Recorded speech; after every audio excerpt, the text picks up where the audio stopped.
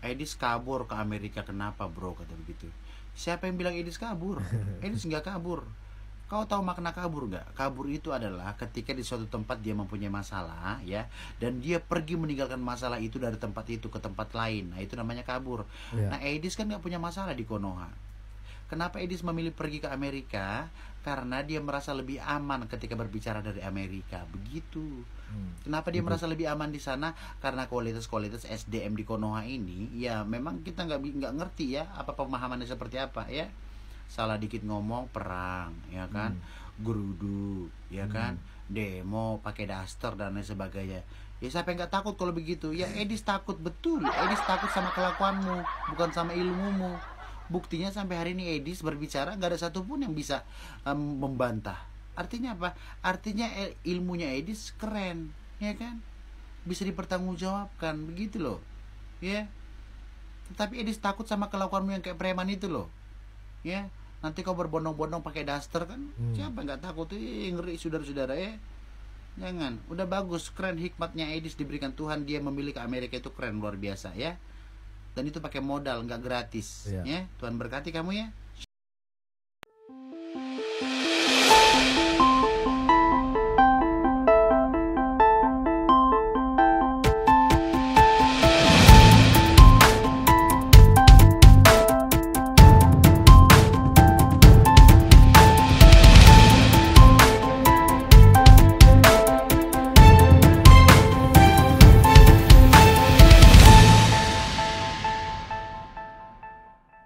Shalom, sahabat gereja YouTube, kembali lagi dengan saya di sini Leonardo Sirait ya. Di kesempatan ini kita coba membahas tentang yang tadi video opening awal ya. Pertanyaannya, kenapa Edis TV pergi ke Amerika? Apakah dia kabur ya kan? Ini dibahas juga di channel-channel Uklim ya. Ini memang lagi hangat dibahas teman-teman, apalagi di komunitas debat Kristen dan Islam yang makin rame ya.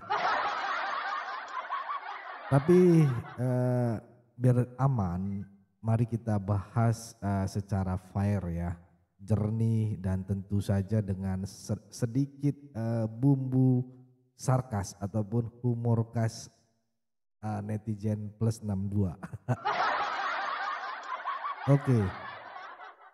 Bang, gimana sih pendapat lo tentang hal ini? Ya gue setuju. Apakah Edis TV benar-benar kabur ke Amerika? Jawabannya belum tentu gitu ya. Sampai saat ini tidak ada bukti resmi atau pernyataan sah bahwa Edis kabur.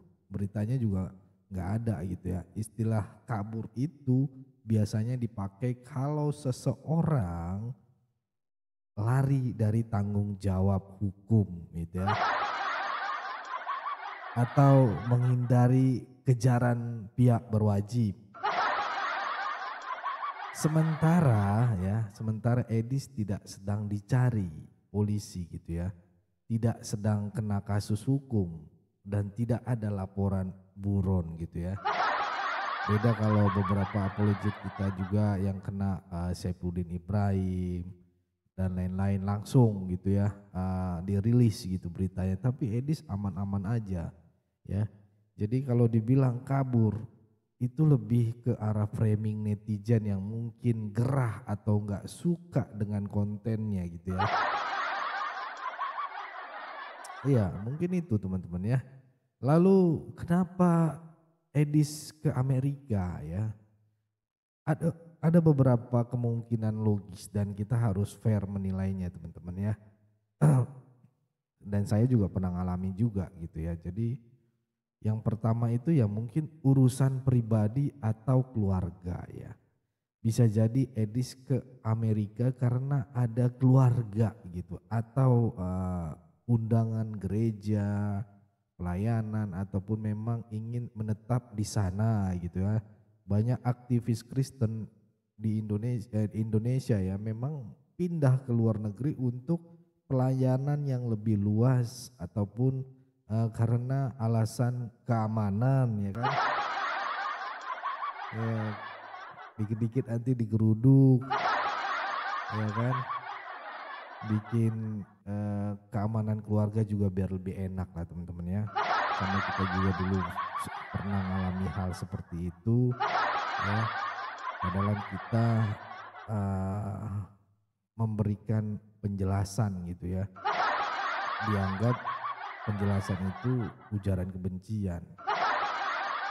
Mungkin bahaya gitu ya. Makanya warga plus 62 itu kan pemikirannya ada yang pendek, ada yang panjang, ada yang setengah-setengah.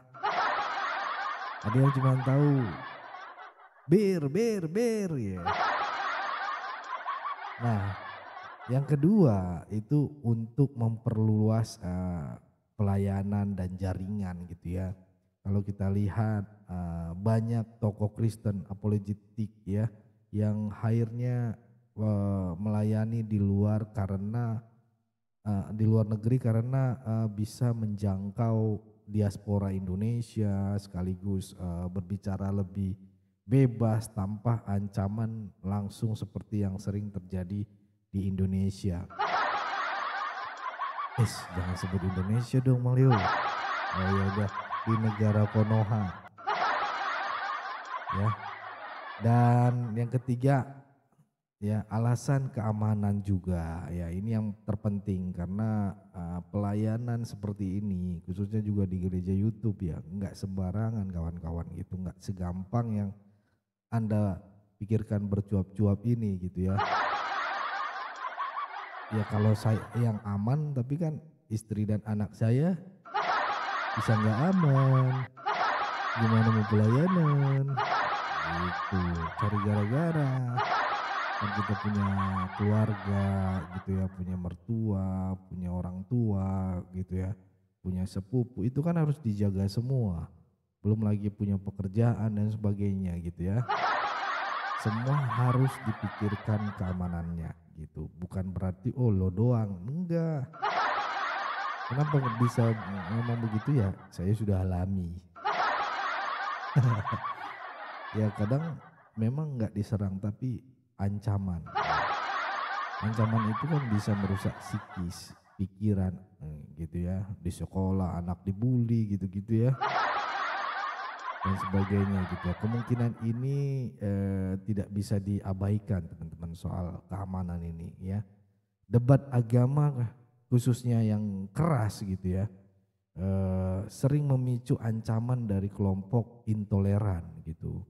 Bisa jadi Edis ingin melindungi diri ya dan keluarganya karena tekanan dan ancaman ini tidak main-main di dunia nyata ini teman-teman ya. Gak main-main gitu, sekejap bisa berubah gitu. Sekejap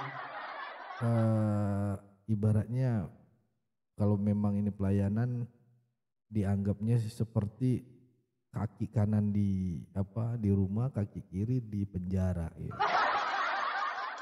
Itu ya teman-teman ya. Tapi kok setelah ke Amerika kontennya makin gahar bang, itu ada pertanyaan lagi ya.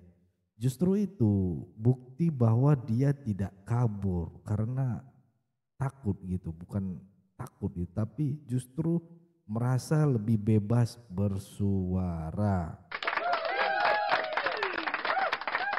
supaya bisa menyuarakan keyakinan tanpa sensor ataupun ketakutan gitu ya.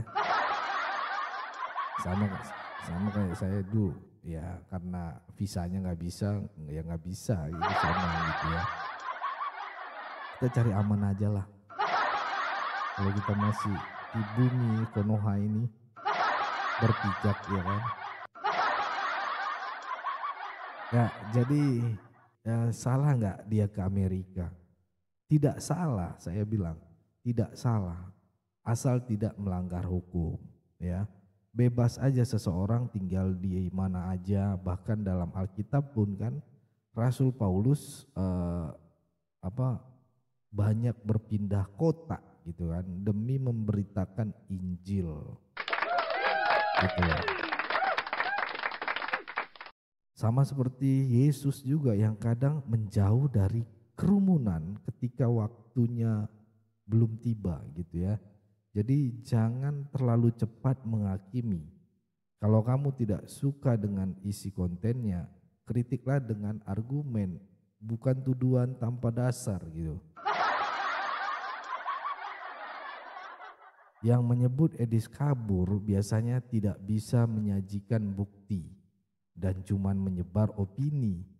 Ini hati-hati karena fitnah lebih kejam dari debat. Ya. Nah, Edis ya ke Amerika bukan berarti kabur. Kalau menurut saya bisa jadi dia mencari tempat yang lebih aman, lebih bebas untuk bersuara, atau memperluas pelayanannya, ya kan. Selama tidak melanggar hukum itu hak dia, kawan-kawan ya. Dan yang lebih penting, kalau nggak setuju ya yuk debat secara ilmiah ya, bukan main framing atau fitnah gitu ya. Dunia butuh debat sehat, bukan debat nyinyir ya, maupun fitnah ya. Ini lagi rame nih, kabur takut gitu dibilang, ya terserah dia ya. Itu memang pelayanan dia gitu ya. Jadi yang memframing bilang kabur itu ya situ yang penakut ya. Ntar kalau dia datang ke Indonesia yang ada langsung digeruduk gitu kan. Ya, kalau kamu punya pendapat soal ini, tuliskan di kolom komentar ya. Apakah Edis kabur atau justru dia lagi naik level, ya kan? Jangan lupa untuk like, share, dan subscribe channel kita biar nggak ketinggalan pembahasan panas dan logis lainnya, ya kan? Itu aja dari saya. Ikuti pesan-pesan yang ada teman-teman. News kita berita di ending ya. Jangan lupa komen sebanyak-banyaknya. Mana tahu ya kan orang-orang seberang itu menonton ya kan. Dan pastinya Bang Edis nonton video ini ya kan. Oke lah kalau begitu. Tuhan Yesus memberkati kita semua. Shalom saudara gereja YouTube. Saudara yang mau mendukung pelayanan misi kami untuk penginjilan generasi muda. Forum Komunikasi Pelayanan Penginjil Indonesia. Bisa melalui Bank BRI 042 1010 048 70 560 atas nama singkatan Generasi Muda FKPPI.